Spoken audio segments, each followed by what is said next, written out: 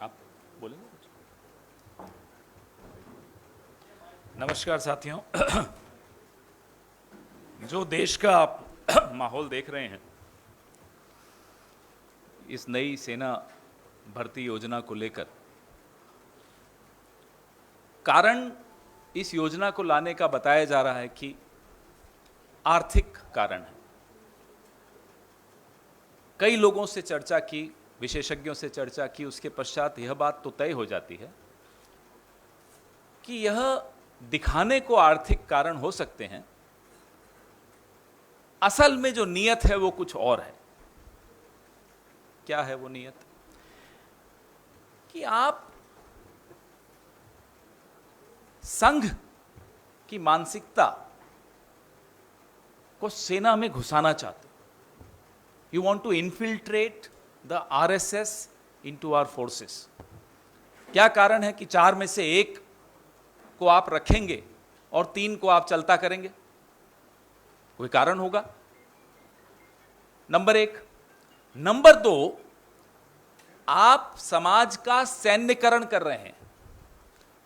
यह बहुत चिंता का विषय है।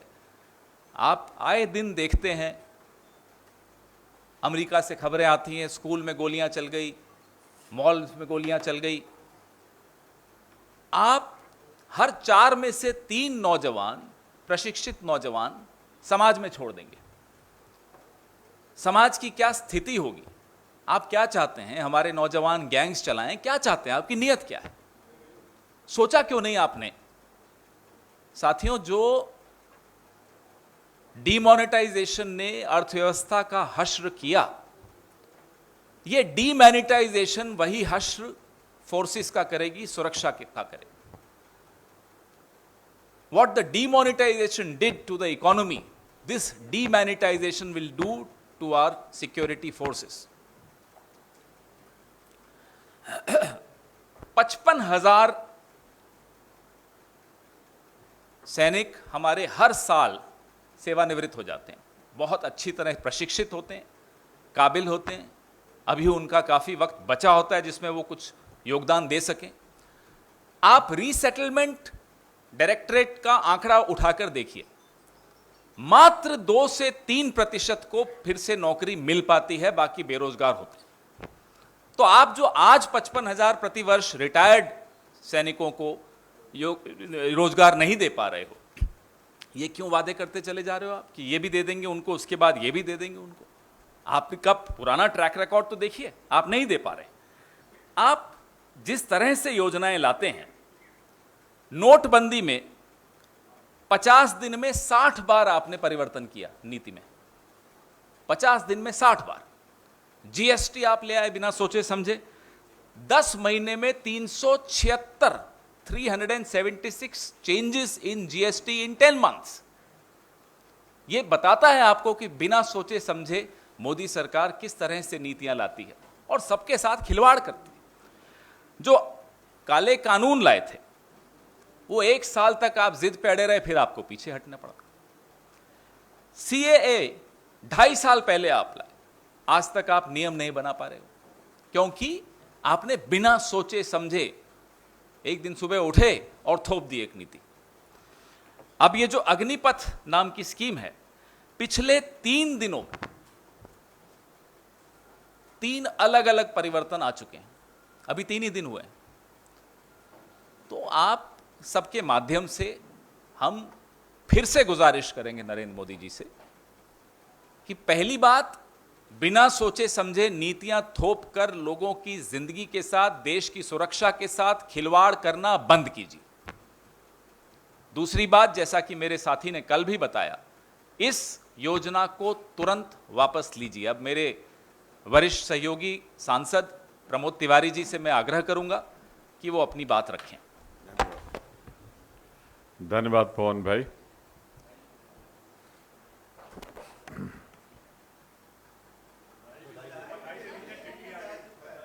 बधाई मुझे दे रहे हैं आप?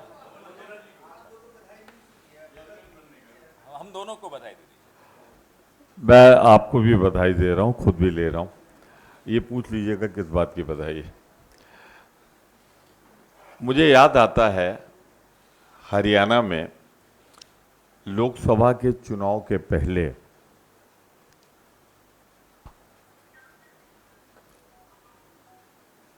तत्कालीन मुख्यमंत्री गुजरात ने एक बहुत संवेदनशील विषय उठाया था, वन रैंक वन पेंशन का वायदा था, संकल्प था। और उसी में याद हो आप सबको तो जनरल वीके सिंह सक्रिय राजनीति में शामिल हुए थे। आज वास्तविक स्थिति क्या है? ये अग्निपथ लागू हो गया अगर, तो वन रैंक वन पेंशन का वायदा हो जाएगा no rank no pension, only tension tension tension without direction.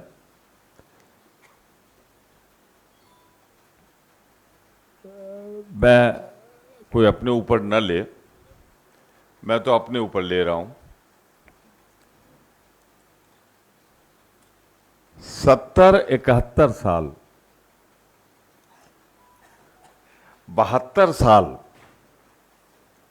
का आदमी तो दावा करेगा कि मैं देश सेवा कर रहा हूं। मैं तो राज्यसभा में हूं, बहुत ऊंचे पदों पर संवैधानिक बैठे हुए लोग 71-72 साल में देश सेवा का संकल्प ले रहे हैं चरणों में बैठ के। वो काबिल है कि देश सेवा कर सकते हैं, पर हमारे हिंदुस्तान का नौजवान 22 साल 23 साल 24 साल का भूतपूर्व हो जाएगा। मैं आपसे आग्रह करूंगा, एक साधारण प्रेस कॉन्फ्रेंस मत लीजिए इसे। देश की युवाओं को बचाने की आप सबसे भी अपील करता हूं।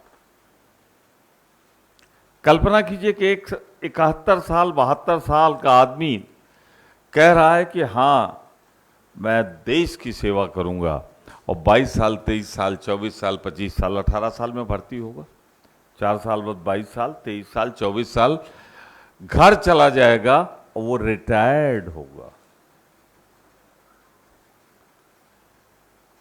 विनम्र आग्रह है, बचा लीजिए देश के नौजवानों को, और नौजवान नहीं रहा तो देश नहीं रहेगा। इसमें एक चीज जरूर मैं कहना चाहता हूं, इन नौजवानों का बलिदान क्यों हो रहा है? वित्तीय बचत कर ली जाए, यानी कुछ साधन पैसे बचाए जाए, यही तो है ना कहा जा रहा है। अरे तब कहां थे जब हमारी खरबों की संपत्ति हम दो हमारे दो मुट्ठी भर लोगों को 1,000 गुना कम उस पर बेच रहे थे। हजारों गुना संपत्ति हवाले की जा रही थी। रेल, खेल, तेल, जो दिख गया सामने ले जाओ। उस समय वित्तीय साधन नहीं बचाने के, पैसे बचाने की नहीं थी। इसलिए नहीं थी कि यहां रहता तो देश के लिए रहता, जिनको दे रहे थे वहां तो अपना रहता ना। इसलिए अपनों को मजबूत करने के लिए देश लुटाया गया। तो क्या वित्तीय बचत के लिए हम नौजवानों को शहीद कर देंगे? इसीलिए आजादी की लड़ाई लड़ी थी कांग्रेस ने, इसीलिए हमें दर्द है। पर आजादी की लड़ाई जिन्होंने नहीं लड़ी, जिन्होंने उस समय, मैं उनकी बात नहीं करता, उनके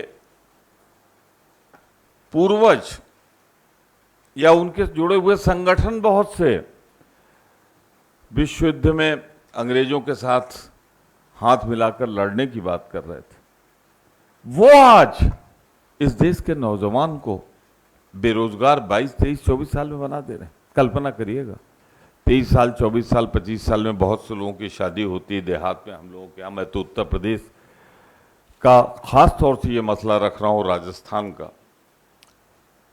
राजस्थान का प्रतिनिधित्व करता हूं, उत्तर प्रदेश से हूं। मैं इसलिए रख रहा हूं कि वहां सड़कों पर युवा निकल पड़ा है, उसे नहीं मालूम कि उसका भविष्य क्या है, और उसका मां बाप बेबस होकर देख रहा है कि जा रहा है मेरा बच्चा, और उस पर उत्तर प्रदेश में बर्बर लाठी चार्ज हो रहा है।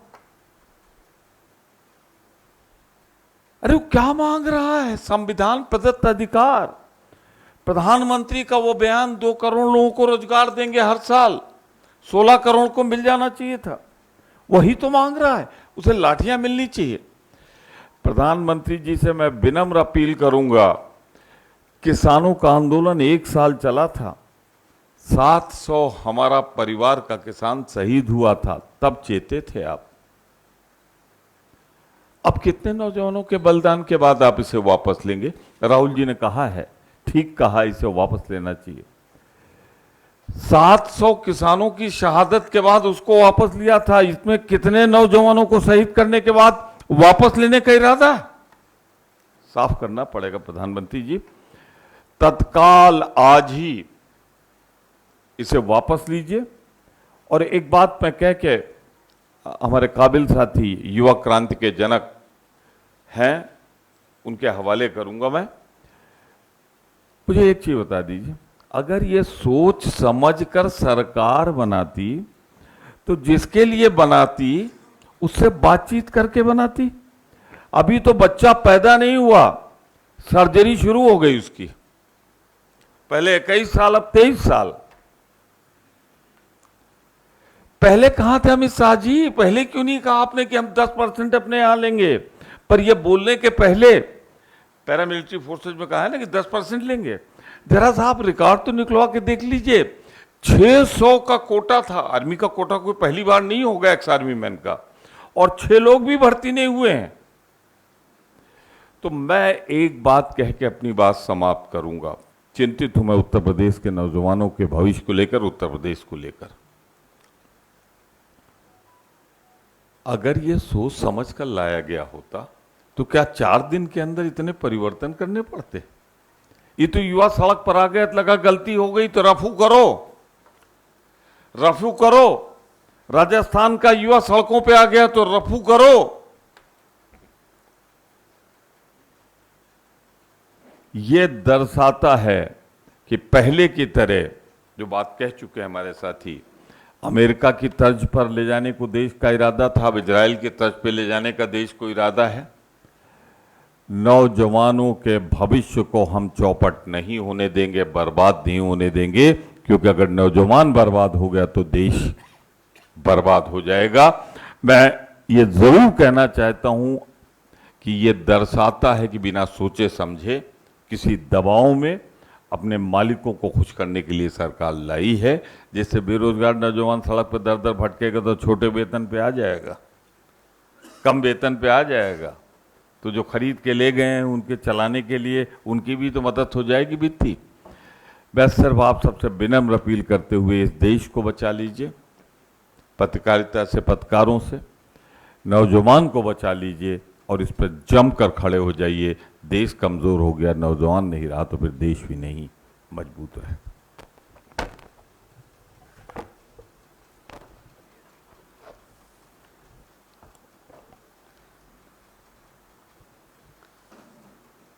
मीडिया के सभी साथियों और आपके चैनल के माध्यम से, आपके YouTube चैनल के माध्यम से सुन रहे आप सभी दर्शकों का अभिनंदन करता हूं। और हमारे 2 वरिष्ठ साथियों ने न सिर्फ आज बल्कि लगातार जब से ये योजना घोषित की गई है, भारतीय राष्ट्रीय कांग्रेस का पक्ष रख रहे हैं। मैं भारतीय राष्ट्रीय कांग्रेस का एक साधारण कार्यकर्ता हूँ, उसके साथ साथ मैं बिहार का रहने वाला हूँ। शायद ये पहला मौका है कि मैं आप तमाम लोगों के सामने स्पष्ट तरीके से यह बात रखना चाहता हूँ कि मैं ऐसे परिवार से आता हूँ, हमारे परिवार में रिश्तेदारी में 16 लोग आर्म फोर्सेस की नौकरी करते हैं। मैं ऐसे परिवार से आता हूँ जिसको शहीद का परिवार कहा जाता है। इंसर्जेंसी में हमारे एक भाई की शहादत हुई है, उन्होंने अपना सर्वोच्च बलिदान दिया है। और आप सबके चैनल पे भी मैं यही देख रहा हूँ कि सब लोग यही कह रहे हैं कि सबसे ज़्यादा हिंसा बिहार में भड़क रही है। मैं इस बिंदु पे आपसे कुछ बात करना चाहता हूँ। पहली बात तो ये कि हम लोग मार्केटिंग नहीं करना जानते हैं। हमको लगता है कि सेना का, देश के सर्वोच्च सम्मान का, ये मार्केटिंग करने का चीज़ नहीं है। लेकिन आप एक एक मंत्रियों का बयान सुन करके देख लीजिए। जो लोग अग्निपथ योजना का फ़ायदा गिना रहे हैं, ऐसा लग रहा है कि कोई चीज़ वो बेचने की कोशिश कर रहे हैं। जैसे सेल्समैन की भाषा होती है ना, वाह मेगा बम्पर ऑफर चल रहा है, आपको 20 लाख रुपया भी मिल जाएगा, 4 साल में आप रिटायर भी हो जाएंगे, फिर आपको रिजर्वेशन भी मिल जाएगा। इस भाषा की मानसिकता को समझने का प्रयास कीजिए। ऐसा लगता है कि रेलवे स्टेशन के बाहर कोई चूहा मारने की दवा बेच रहा हो। साहब, आप मंत्री हैं, आप सबसे पहले देश की जनता को यह बताइए कि इस योजना की जरूरत क्या है। हर साल जब 50,000 से ज़्यादा भर्तियां और नियमित भर्तियां, जिसमें टीए भी है, डीए भी है, पेंशन भी है, सेंट्रल स्कूल में एडमिशन का भी प्रावधान है, रेलवे का भी टिकट मिलेगा, हवाई जहाज का भी टिकट मिलेगा, और अगर सर्वोच्च बलिदान आप देते हैं, आपको शहादत होती है, तो आपके परिवार का भी ख्याल रखा जाएगा। इन तमाम बातों को छोड़ करके मंत्री कह रहे हैं कि आपको 20 लाख रुपया मिल जाएगा इस उम्र में। ये वही भाषा नहीं है कि प्रधानमंत्री जी बोले थे कि काला धन वापस आ जाएगा तो आपके खाते में 15 लाख रुपया मिल जाएगा। मिल गया क्या 15 लाख रुपया? जिस खाते में 15 लाख रुपया मिलने वाला था ना, उसी खाते में 20 लाख रुपया भी मिलेगा।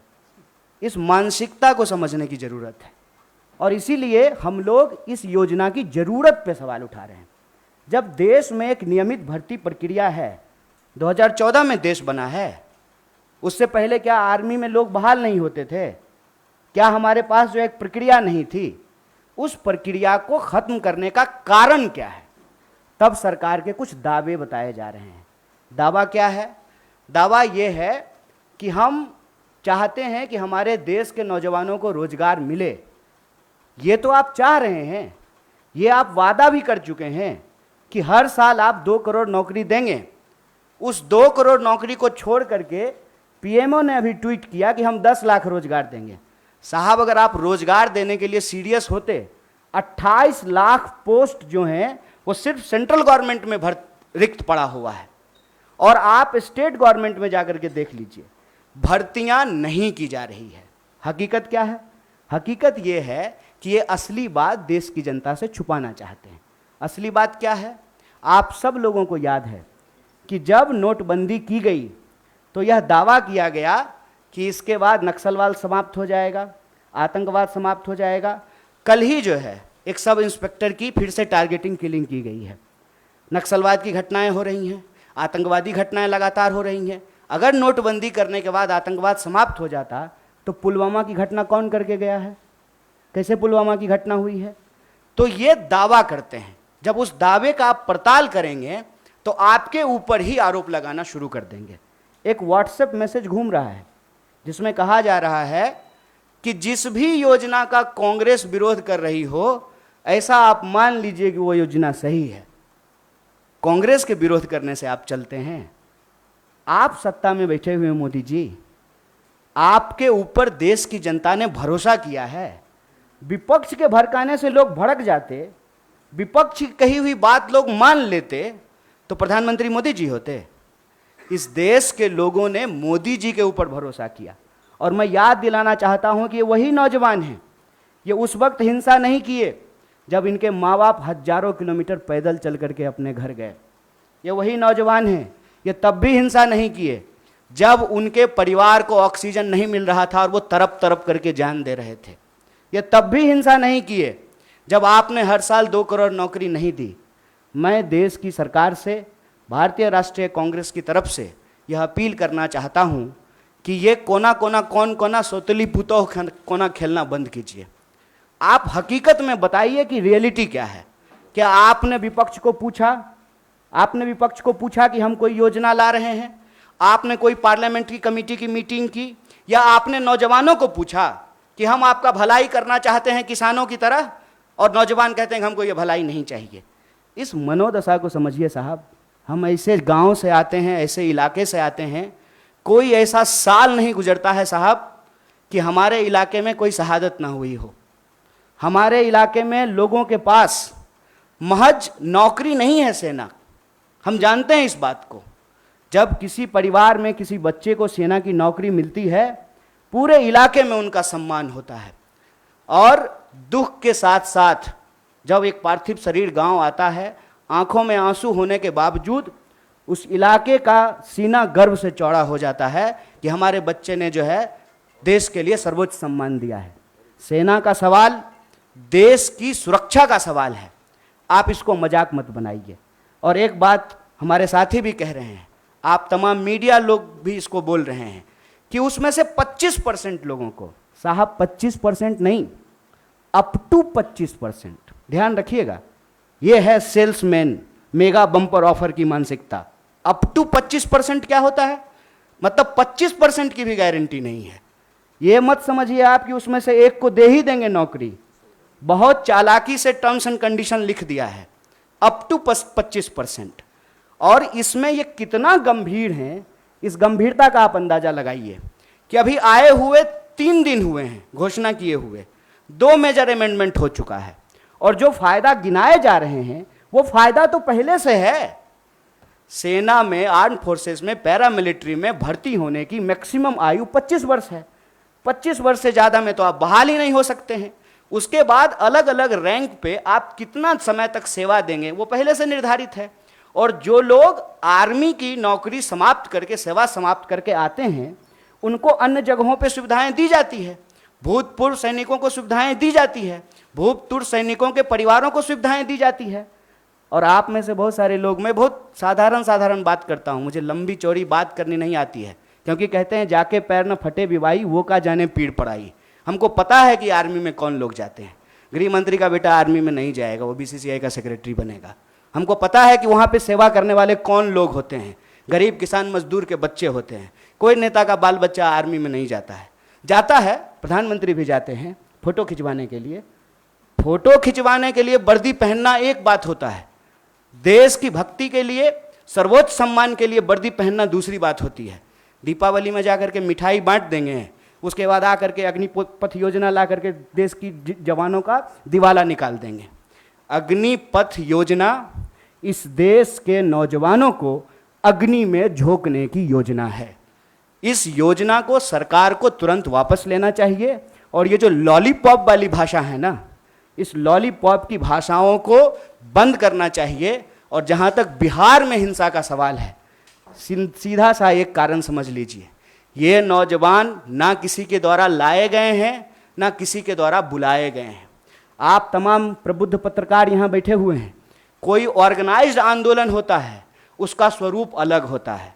हम लोग 3 दिन से नहीं डिटेन हो रहे हैं यहाँ पे, हमारा ऑफिस छावनी नहीं बना हुआ है। हम लोग आते हैं, पुलिस पकड़ करके हमको ले जाती है, कोई हिंसा नहीं होती है, कुछ भी नहीं होता है। उसमें हिंसा क्यों हुआ है? क्योंकि वहाँ नौजवानों का सब्र जो है पानी सर से ऊपर चला गया है। और एक बात और जान लीजिए, जो हमारा बेरोजगारी दर है देश का, बिहार का बेरोजगारी दर डबल है साहब। जहां के मजदूर, बिहार का मजदूर जाता है ना हरियाणा और पंजाब में धान काटने के लिए, बिहार के ही लोग आते हैं ना दिल्ली में काम करने के लिए, बिहार के ही लोग जाते हैं ना महाराष्ट्र में काम करने के लिए। जहां एम्प्लॉयमेंट नहीं है वहां के लोग ऑलरेडी विस्थापित होते हैं। ये जो बच्चे हैं ये उस उम्मीद में अपने गांव में रह रहे हैं, दौड़ रहे हैं जाड़ा, गर्मी, बरसात, सड़कों पे, मैदानों में, रेत पे, कि इनको किसी दिन सेना में सेवा देने का मौका मिलेगा। ये मौका इनसे जब छीना जा रहा है तो इनका सब्र टूट गया है। लेकिन मैं इन तमाम नौजवानों से भी एक अपील करना चाहता हूँ, दोस्त, हम किसान के बच्चे हैं और हमारे माँ बाप ने इस सरकार को झुकाया है, इस सरकार को बताया है कि ये देश गांधी का देश है और गांधी के देश में सत्य और अहिंसा से ही कोई लड़ाई जीती जा सकती है। इसीलिए भारतीय राष्ट्रीय कांग्रेस की तरफ से इस आंदोलन का पूर्णतः समर्थन करते हुए सरकार से यह अपील करते हैं कि इसको वापस लीजिए और नौजवानों से अपील करते हैं कि देश की संपत्ति को मत जलाइए, मत जलाइए, क्योंकि कल को आपको वही संपत्ति इसी प्रधानमंत्री से बचाना भी है, क्योंकि देश की संपत्ति ये दोस्त को बेचने वाले हैं। ये हमारे आपके टैक्स के पैसे की संपत्ति है, इसकी रक्षा कीजिए, सत्य और अहिंसा के रास्ते पे चलिए। और किसानों ने 700 लोगों की शहादत देने के बाद 1 साल से ज़्यादा आंदोलन चलाया, शांतिपूर्ण तरीके से चलाया। तमाम तरह के आरोप लगाए गए, जैसे आज आपके आंदोलन को कहते हैं उपद्रवी, तोड़फोड़ करने वाले, हिंसा करने वाले। ये कहाँ से आ गए, कैसे आ गए, कौन है इसके लिए जिम्मेवार? और विपक्ष के माथे पर मत खेलिए। विपक्ष की बात जनता अगर सुन रही होती तो आप देश के प्रधानमंत्री नहीं होते। इसलिए प्रधानमंत्री होने के चलते मैं आपसे अपील करता हूं कि इस योजना को आप वापस लीजिए। बहुत बहुत धन्यवाद, बहुत बहुत शुक्रिया।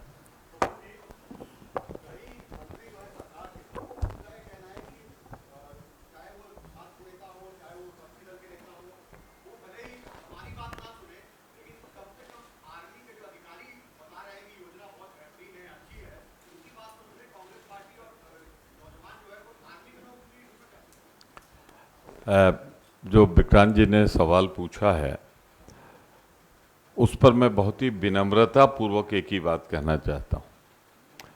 भारत सरकार के गृह मंत्री ने कहा है कि हम अप टू 25% जैसा हमारे साथी ने कहा है नौकरी देंगे। मैं जानना चाहता हूं जहां जहां आर्मी के एक्स आर्मी का रिजर्वेशन था आज तक वो तो भरा नहीं गया, तो कैसे हम आपकी इस बात पर विश्वास कर लें? 2-8-16 करोड़ तो हो ही गया लोगों को रोजगार मिलना। सच्चाई है कि 47 साल की सबसे बड़ी बेरोजगारी मोदी सरकार की देन है, ये तथ्य आपके बीच में है। आज सबसे बड़ी अगर बेरोजगारी है तो जिन्होंने दिया है उनकी इस बात पे मैं आर्मी ऑफिसर्स को किसी भी हालत में हम सम्मान करते हैं देश की सेना का, उनके बयान पर नहीं जाना चाहते और ना उनके बारे में कोई कमेंट करेंगे। वो हमारे सेना के प्रमुख लोग हैं, हम उनका सम्मान करते हैं। पर इतना जरूर कहना चाहता हूं, जितना मैंने चैनल्स में देखा है, किसी ने ये गारंटी नहीं दी है कि जो 75% निकल रहे हैं उनको हम संभाल लें। उन्होंने कहा है हमारे पास जो 25% आएंगे वो तो 25% प्रशिक्षु होंगे, आर्मी में होंगे, लेकिन 75% के बारे में किसी आर्मी के प्रमुख ने, एयरफोर्स के प्रमुख ने, नेवल प्रमुख ने कोई गारंटी नहीं दी है। तो सवाल जहां से शुरू हुआ था वहीं फिर है अभी कि क्या होगा इन 75% का, और 75% का सवाल लेकर ही हम आपके बीच में खड़े हुए हैं। अमित शाह जी बाद में इसलिए बोलना पड़ा कि आग लगी है तो एक बाल्टी पानी डालो, पर आग बड़ी भयंकर है, बड़ी है, वो एक बाल्टी से बुझने वाली नहीं। क्योंकि सबको मालूम है कि आपके यहाँ भर्तियां तो हो गई हैं, अब पैदल लोग चल रहे हैं महाराष्ट्र से, नागपुर से। आज ही देखिए ना, आप ही के चैनल ने, आप ही के अखबारों में देखा है कि जो भर्तियां हो गई हैं उनकी ज्वाइनिंग नहीं करा रहे हैं। तो भर्तियों की अगर ज्वाइनिंग न कराने के लिए नागपुर से पैदल यात्रा दिल्ली हो रही हो तो उनके उस बात पे कैसे हम विश्वास कर लें कि आगे हम 10% आरक्षण देंगे? पहले जो भर्ती उनको तो देख लो। ये आपके सवाल का जवाब है। एक चीज स्वर में स्वर मिलाते हुए अपने साथी का, हमारे इंचार्ज का, नौजवान हमारे लिए बहुत कीमती है, बहुत कीमती। उनकी जान बहुत कीमती, वो भारत माता की संतान है। उनसे एक ही आग्रह करूंगा कि सरकार को जितना हम जानते हैं उतना शायद अपने अनुभव के आधार पे आप नहीं जानते। ये आपके बीच में वैसे ही अराजक तत्वों को डाल देगी जैसा उसने किसान आंदोलन में किया था, और हिंसा फैलाएगी। अब आप सबके सामने हैं, कहाँ हैं वो जिनकी फोटो खींची थी प्रधानमंत्री जी और तमाम लोगों के साथ और जो चढ़ गए थे लाल किले पे? अब तो इस दुनिया में भी नहीं। तो सिर्फ इसका ही ख्याल न रखें, किसी भी हालत को, आंदोलन को हिंसात्मक न होने देंगे, ये हाथ जोड़कर विनम्र अपील है। और दूसरा, इस बात का भी ख्याल रखें कि इस सरकार का पुराना इतिहास और चाल चलन देखते हुए चाल चलन पे बहुत कुछ अपराध पे आधारित होता है। किसान आंदोलन में जैसे बीच में डाल दिया था, आपके बीच में डाल के अगर वो हिंसा कराएं तो उस पर भी नजर रखिए। तो मैं हिंसा ना हो इस पर अपील करता हूं और अमित शाह जी से एक ही आग्रह करूंगा, 10% वाला लॉलीपॉप बाद में दिखाना, पहले जो ट्रेनिंग लेके नागपुर से आ रहे हैं उनको बीच रास्ते से लौटा के उनकी ज्वाइनिंग करा दो।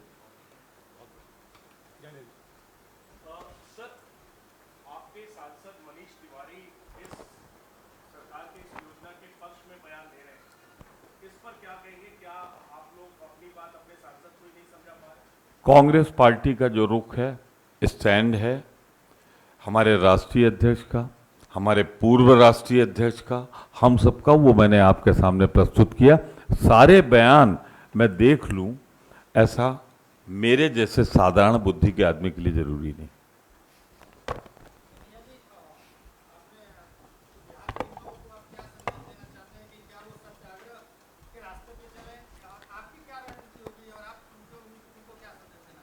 देखिए, हालांकि ये जो है ना, मैं देख रहा हूँ कि टीवी मीडिया रिपोर्टिंग में और कई जगह इस बात को बार बार हाईलाइट किया जाता है कि बिहार में आंदोलन हो रहा है।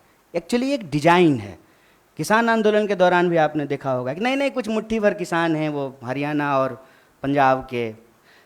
अगर मुट्ठी भर थे तो वापस क्यों लिया? और अगर सिर्फ बिहार का मसला है तो नागपुर से लोग जो है पैदल क्यों आ रहे हैं दिल्ली की तरफ? तेलंगाना में घटना हुई, झारखंड में हुआ, राजस्थान में हुआ।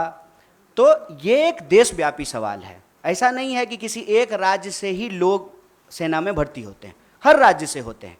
बिहार का जहाँ तक मसला है, मैंने आपको कहा कि राष्ट्रीय बेरोजगारी दर से बिहार की बेरोजगारी दर दोगुनी है और वहाँ पे काम के लिए विस्थापन करना, दूसरे राज्यों में काम करना, ये दशकों से ये समस्या चली आ रही है।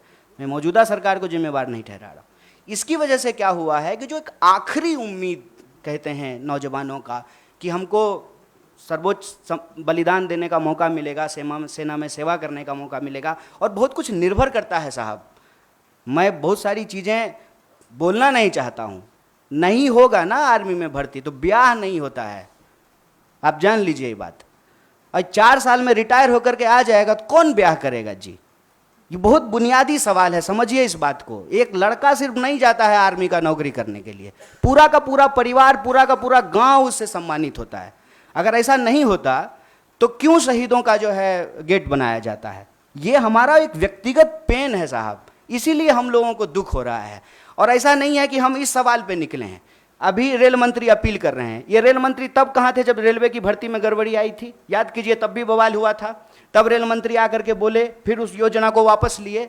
तो बेसिकली क्या है ना कि प्रधानमंत्री जी खुद को समझते हैं डॉक्टर डैंग और हम लोगों को समझते हैं पिंजरे में बंद चूहा। तो जब मन करे तब जो है ना इंजेक्शन लगाना शुरू कर देते हैं, टेस्ट करते हैं कि कितना उछला, कितना जो है अनसीरियस चीज है। आप समझिए तो 2 दिन आंदोलन हो गया, कई ट्रेनें जल गई, हिंसा हो गई, तब कह रहे हैं कि नहीं इस बार जो है 2 साल एज बढ़ा देंगे। तो सो रहे थे? कहता तो है कि जगते रहते हैं आप, सोते ही नहीं हैं। तो उस वक्त बहाली जब आप निकाल रहे थे तो आपको समझ में नहीं आया था। ये सीरियस नहीं है। दूसरा बात है कि झूठ बोलते हैं और सब मंत्री लोग को लगा देंगे कि तुम जरा प्रोडक्ट बेच करके आओ तो ले लो, खरीद लो, बेच लो, फायदे फिर। अरे क्या मानसिकता है ये? आप देश चला रहे हैं ना, देश की वस्तु स्थिति बताइए। आप बताइए कि आर्थिक हालत ये है कि ऑलरेडी अमेरिका रिसेशन अनाउंस करने वाला है और आप नोटबंदी के बाद रिजर्व बैंक का जो रिजर्व पैसा है वो निकाल लिए हैं 8,500 करोड़ का विमान खरीदने के लिए। और ठीक कहा ना इन्होंने कि 71 साल में ये देश सेवा करने का दावा कर रहे हैं। मैं प्रधानमंत्री को कुछ बोल ही नहीं रहा हूं। हाँ न, मैं तो ले सकता हूं, मैं डरता थोड़ी हूं। हाँ वही कह रहे हैं, क्यों नहीं ले सकते हैं कि आप सेवा कर सकते हैं और हम सेवा के लायक नहीं हैं। और उस ड्रोन का क्या हुआ जिससे वो कहीं देश में गड़बड़ी देख लेते हैं ड्रोन से आजकल? तो ड्रोन क्या था? छुट्टी पे था कि उसका बैटरी खराब हो गया था? क्यों नहीं ड्रोन भेज करके देख लिए कि क्या हो रहा है देश में? बात यह है कि ये जानबूझ करके हिंसा भड़काते हैं। मेरा इस बात पे जोर है और वो इस बात को अपने व्हाट्सएप के इको चैम्बर से फैलाते हैं कि मोदी जी का अवतार इस देश का भला करना चाहता है। और ये जो बिका हुआ विपक्ष है वो चाहता ही नहीं है कि इस देश का भला हो। देखिए मोदी जी किसानों का भला करना चाहते थे, किसान को भलाई लेने ही नहीं दिया। अब जवानों का भला करना चाहते हैं, ये जवानों को भलाई नहीं लेने देना चाहता है। विपक्ष हमको इतना सुनता है, विपक्ष को इतना। बिहार की किसी भी जनता को कोई संदेश देने का जरूरत नहीं है। बिहार ऐसा जगह है, सुन लीजिए साहब, मोहनदास करमचंद आए थे, हमने गांधी बना करके भेजा वहां से उनको। सिद्धार्थ आए थे, हमने बुद्ध बना करके भेजा उनको। हमारा काम नहीं है हिंसा करना। अगर हिंसा हो रही है इसके लिए सरकार जिम्मेवार है। और ये अग्निपथ योजना देश के युवाओं को अग्नि में झोंकने की योजना है। तो मैं बिहार के नौजवानों से यही कहूँगा, रे भाई इतना रिस्क लिए हो तुमको पता है। और आपको एक बात और मैं बताऊँ, आप लोग इसको नोट कीजिएगा, जो लोग आर्मी का तैयारी करता है ना, वो डर से जुलूस प्रदर्शन में नहीं जाता है कि पुलिस केस हो जाएगा तो हमेशा के लिए नौकरी नहीं ले पाएंगे। तो ये वो नौजवान हैं जिनको ऑलरेडी ये लग चुका है कि हमको नौकरी ये सरकार अब नहीं देगी, अब बहुत कुछ हो गया। तो मैं उनको कहता हूं कि चलिए नौकरी के लिए आप संघर्ष कीजिए, लेकिन जहां आप नौकरी करेंगे वो तो वही रेलवे है, वही सरकारी संपत्ति है, उसको कोई नुकसान मत पहुंचाइए। और सत्याग्रह के रास्ते पे चल कर के ही, सत्य और अहिंसा के रास्ते पे चल कर के ही कोई आंदोलन जीता जा सकता है।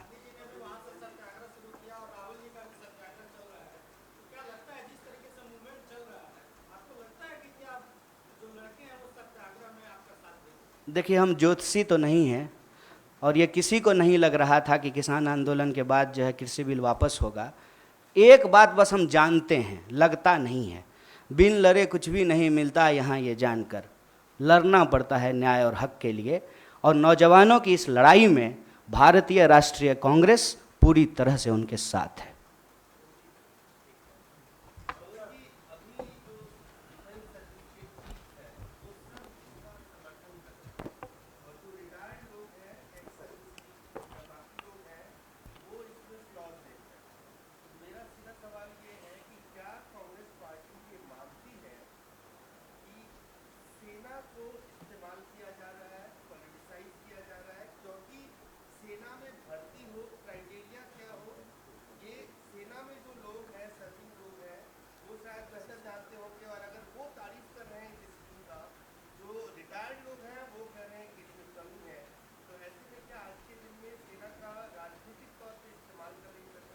मैंने बहुत विनम्रता से पहले भी कहा है और दोहरा रहा हूँ, मैं सेना का सम्मान करता हूँ।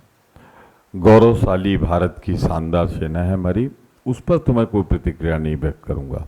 लेकिन जिन्होंने अपना जीवन सेना में लगाया, बड़े बड़े मेडल जिन्हें मिले देश की रक्षा के लिए, जिन्होंने उनके अंग भंग हुए, आज भी वो मैं कहूँगा फिजिकली चैलेंज, जिस तरह से नया वर्ड दिव्यांग है, वो जीवन जब व्यतीत कर रहे हैं, वो भी भारतीय सेना से आए हैं। और उसमें वो लोग भी हैं, मैं जोर दे रहा हूँ, वो लोग भी हैं जो कल तक भारतीय जनता पार्टी सरकार की हर बात का समर्थन करते थे। एक लेफ्टिनेंट जनरल साहब हैं, उनको भी आप जानते हैं, वो तक विरोध कर रहे हैं। तो वो अब सेना के अनुशासन से मुक्त हो चुके हैं, देश के अनुशासन में बंधे हैं। और जो अनुशासन में होता है उसकी भाषा फर्क होती है। तो मैं भारतीय सेना का सम्मान करते हुए इतना कहना चाहता हूं कि जो रिटायर्ड या सेवा जिन्होंने अपना जीवन दिया आर्मी के लिए, वो जो कह रहे हैं उस बात में दम है, क्योंकि वो बेहतर हमसे आपसे जानते हैं। और दूसरा बात, फिर सब 25% की बात कर रहे हैं, 1/4 की, 3/4 के बारे में तो कोई बोल ही नहीं रहा है। हम 3/4 के लिए बोल रहे हैं।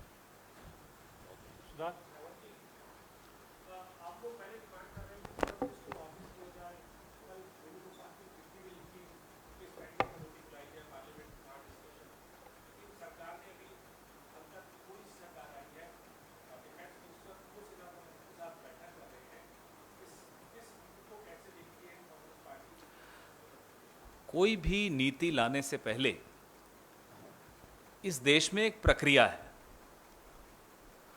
किसी प्रक्रिया को आप का अनुसरण नहीं करते और उसको थोप देते हैं, तो विपक्ष की एक जिम्मेदारी है कि आपको स्मरण दिलाएं, याद दिलाएं कि साहब ये प्रक्रिया है, क्या आपने इस प्रक्रिया का अनुसरण किया है। पहले आप प्रक्रिया का अनुसरण कीजिए, लोगों से चर्चा कीजिए। इतना बड़ा लोकतंत्र है, इतना बड़ा देश है, बिना आप एक राय बनाए इतना महत्वपूर्ण निर्णय कैसे ले लेते हैं। तो आप बैठकें कर रहे हैं, काश ये बैठकें और लोगों से भी कर ली जाती। यह घोषणा करने से पहले क्यों नहीं कमेटी को दिया, यह सब करना ही पड़ेगा इनको। अब पहले कर देते तो यह सब नहीं होता नुकसान, जो लोगों को जान माल का नुकसान हो रहा है। आप कुछ कहना चाह रहे थे? नहीं, धन्यवाद।